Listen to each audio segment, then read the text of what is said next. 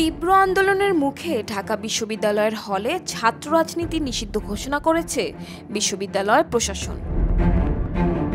শুক্রবার ৮ আগস্ট দিবাগত রাত ২টার দিকে এই ঘোষণা দেয়া হয়। এ সময় উপাচার্য অধ্যাপক ডক্টর নিয়াজ আহমেদ খান বলেন, ঢাকা বিশ্ববিদ্যালয়ের আবাসিক হলে ছাত্র রাজনীতি নিষিদ্ধ থাকবে।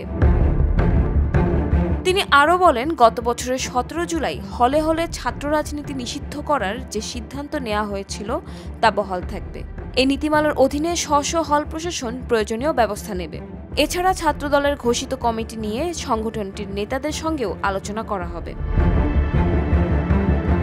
বিশ্ববিদ্যালয়ের প্রক্টর সাইফুদ্দিন আহমেদ বলেন, গত বছরের ফ্রেমওয়ার্ক অনুযায়ী গুপ্ত ও প্রকাশ্য হল রাজনীতি নিষিদ্ধ ঘোষণা করা হলো।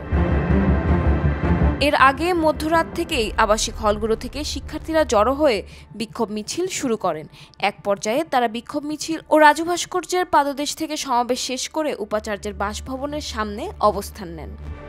রাজনীতি বিরোধী নানা স্লোগান দেন এবং ২৪ ঘন্টার মধ্যে সব হল কমিটি বিলুপ্ত সহ ৬ দফা দাবি জানান। এক পর্যায়ে ভিসি ও প্রক্টর বেরিয়ে এসে শিক্ষার্থীদের কথা শোনেন।